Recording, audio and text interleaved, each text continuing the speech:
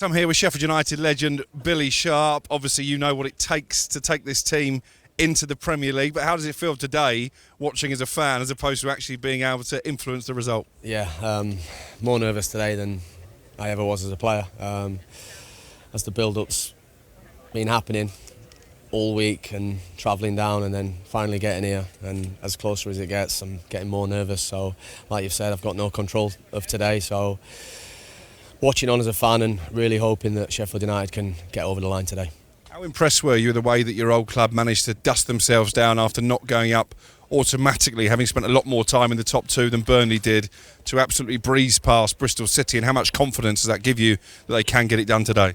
Yeah, I think with not having the heartbreak of not going up, say on the last day of the season, where they wouldn't have had time to recover, it looked like the lads had got round each other and said, we've had such a fantastic season, let's go now, 3 more games to try and get promoted. And like you've said, the 2 legs against Bristol, they were absolutely superb. 2 3-0 wins, really professional, and looks like they had a lot of confidence. So hopefully they can bring them goals and that confidence into today. And like I said, 90 minutes to try and, or whatever it takes, to get over the line and get back to the Premier League.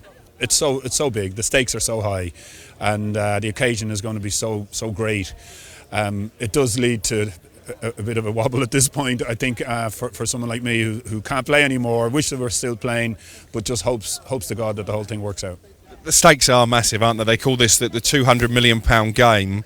As a player, if you're in that dressing room right now, how easy is it to forget about the financial rewards, forget about the fact you could be in the Premier League next year, and just try and focus on the job in hand? Yeah, and that's what you have to do. You know, the preparation is really key. They've had a long time to process it from the second leg, 10 days. So you'd like to think as individuals they've processed it, they've dreamt about what they needed to dream about. And now when you wake up this morning, you're focused on putting in a performance, you know, doing your job as an individual and collectively remembering what you've worked on during the week and implementing it out there, you know, on the biggest stage. So there is, you know, it is a high stakes game. There is a lot of pressure, but it's the team and it's the players that deal with that better, generally win the game. These games are usually quite tight and tense, usually settled by the odd goal. Unless you're Sunderland, it ends 4-4 and it goes to penalties. I mean, we're not expecting a repeat of that today, are we? I don't think so. I'd like to see it, to be honest, from the entertainment factor, but I'm sure the managers don't want to see that. But I think it's, you know, looking at the 2 teams, you know, following them very closely, I think it'll be a very tight game. I think it'll be very cagey the first 20 minutes. You know, they try and suss each other out. They both have their game plans, and, you know, from Sheffield United's point of view, they don't win too many games by a lot of goals, so it will be, you know, that suggests it will be tight. I think Sunderland will keep the same game plan as they did, or they have done throughout the season. They did in the playoffs. They might sit in a mid-block and look to hit on the transition. Do you know what? You come to the stadium and you see the setting. It's an amazing place to play football. It does special things to certain teams, doesn't it? So I give the utmost respect for Sunderland because they've just come under the radar. They're not the favourites in the game, we know. But I was obviously at the game where they scored that last-minute header, and the scenes were incredible. So I see Sunderland as a big danger, and Sheffield United are favourites. They're a team who've done well since obviously that bad week of football. The return of points that they've had all season has been really good. So what's going to happen? We'll soon see. It's the playoff finals. I'm a little bit cautious of saying Sheffield United are going to go and do it. You say this is a place that does special things to people. It's not been that special for Sheffield United. 1925, the last time they won at the National Stadium. Is that a concern, that Wembley hoodoo? You know it's a concern. That's why you're asking me and saying about those stats. It's a concern right throughout, isn't it? But the playoffs come their way. Everybody's like, well, oh no, here we go again. It's not going to happen because of that week of not getting 100 points. I mean, that was the message as well. You needed 100 points to go up, which is unbelievable. But I think the team are confident. I think they've had time to look at it. I think they've got some experience in the squad and in reserve and on the bench. So I think they're in a good place. But it's just that danger. It's just that sort of that thing that we keep saying about what Wembley brings is something the Sunderland players will have to go up for and change their lives. Dreams are made here. And it's going to be a brilliant afternoon, a brilliant weekend for the EFL. And a word on the manager, because I think it's fair to say not too many of us knew too much about Regis Lebris when he was appointed. He's probably already exceeded expectations from the start of the season. Yeah, I think you're right there. I got to meet him actually during the season. I spent a day at the training ground, and I found a highly intelligent man. Softly spoken, but precise, methodic in the way he was talking about training and how they're doing things. And I came away really impressed, and I can see he brings calm, I think, to what can be, a club that can do turmoil of all sorts. We know all about that, and I think the young players are really benefiting from such leadership. And I think he deserves great credit for, as Kev said earlier, didn't think we were going to get to where we were today, and yet they've done this. Look, we hope to go all the way, but he's done phenomenal to get here. He's an inspired choice by the board, and I think the club all around is being run terrifically now. Word on the manager, Chris Wilder, the job that he's done since going back there. I think they were 16-1 sixth favourites for promotion at the start of the season. I didn't have them as that. I felt like they would be right in the mix because of what Chris and his team have, the experience he built very early. He knew what he wanted, and then he managed to strengthen in January. He was a little bit behind slightly on certain things. He lost a couple of points which didn't help them, so I think he's done a brilliant job. He knows the football club so well. He adapts now with change. I think he's more experienced, the amount of games that he's done, and he's looking forward to it. He understands what the role brings.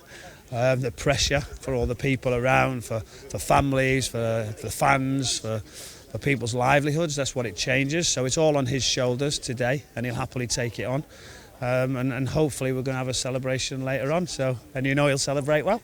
He absolutely will. And it's nice to see a British manager doing well, isn't it? It's important for English football maybe that a British manager takes his team into the Premier League, like Scott Parker's done at Burnley. Scott Parker done an unbelievable job. He was getting criticism, wasn't he, regarding the style and how he was setting up, which is like you just don't know how that's going to happen. And then for him to go and deliver, it was almost right. I know exactly what to do. He's done it many times. And for Chris, British manager, it's exciting. I think what's different here is he's a fan of the club.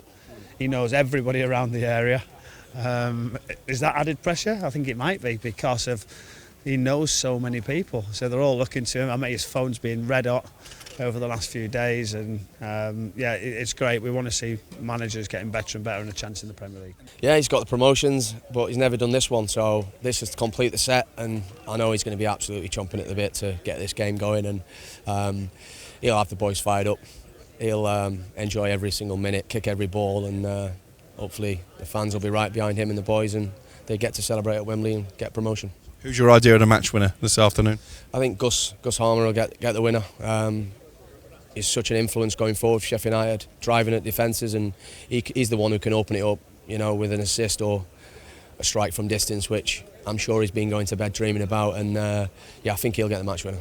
And Niall, with your ex-chairman's hat on, how important is it to win this game in terms of keeping the squad together? Because we know there's a lot of interest already in Joe Bellingham, Dan Neil as well, Chris Rigg, linked with the likes of Manchester United. Do you fear if Sunderland don't go up, the squad could be decimated a bit? I don't know if it will. It depends. You remember way back when we lost here and we all kind of came together and said, listen, none of us will go looking for a move, we'll put it right next year. So that happened. We were lucky. We had a great squad that did that. It's different now. The agents control everything. So that is a worry.